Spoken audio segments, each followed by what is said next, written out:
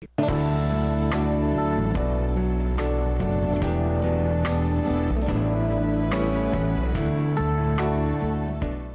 segment na ng rehearsals namin at nakakatuwa na makita na everyone is still game and focused. Si Direk Ruel is very attentive, si Sir Louie is on his toes, and si Mr. Cell still had brilliant ideas. Kaya naman kaming mga artists, together with the musicians and staff, ay patuloy na ginaganahan mag-ensayo.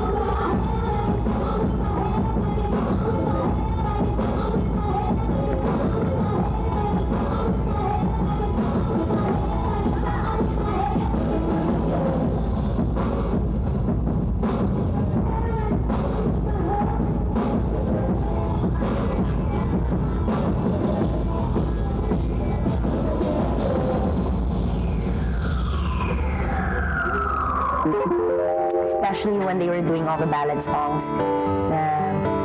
si Martin is giving pointers kay Sarah, para talagang kuya. Sorry, tito.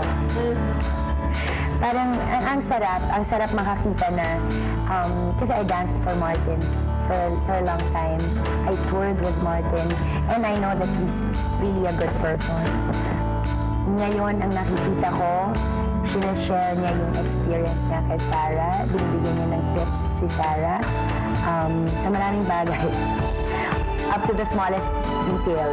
Tipong kung kailan siya pwedeng magpunas ng pawis at kung kailan siya pwedeng mag-sip ng water para ma-clear ang voice. Ang cute, sobrang cute.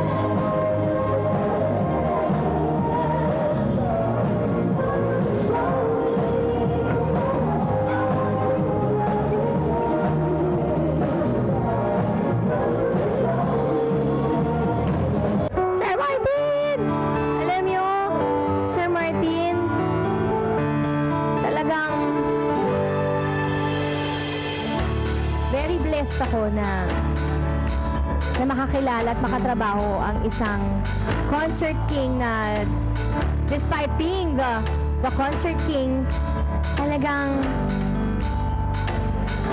he remains humble talaga, yung very down to earth at talaga mafe-feel mo yung sincerity niya po kapag nakikipag-usap siya sa amin, sa akin, sa mommy ko, sa daddy ko, sa buong production team, sa mga staff. Napaka-humble na tao po. Napakabait.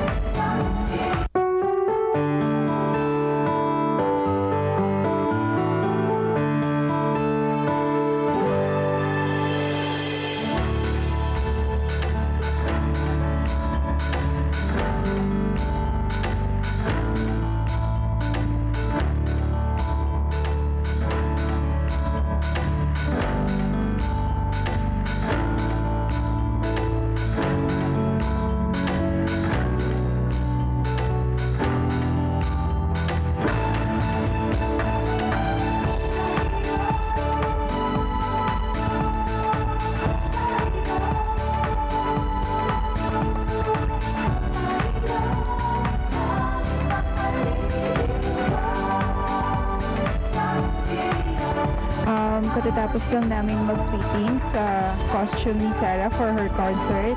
Well, minor adjustment and then add beadworks for her gown. Actually, catsuit siya.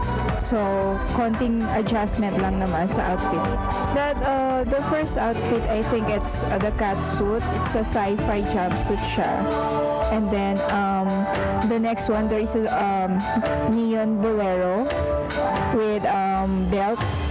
Okay.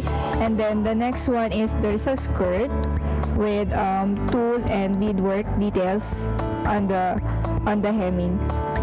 Hello guys! Kakatapos lang ng aming general rehearsal dito sa AFP Theater. Okay naman, naging smooth naman ang takbo ng rehearsal. So, yun, wish us luck! At sana maging successful itong show namin. I-bless ni Lord. Thank you! The general rehearsal was tiring but fulfilling. Pagkatapos kasi, nandoon yung pakiramdam na kahit na pagod kaming lahat ay kinakabahan for the concert.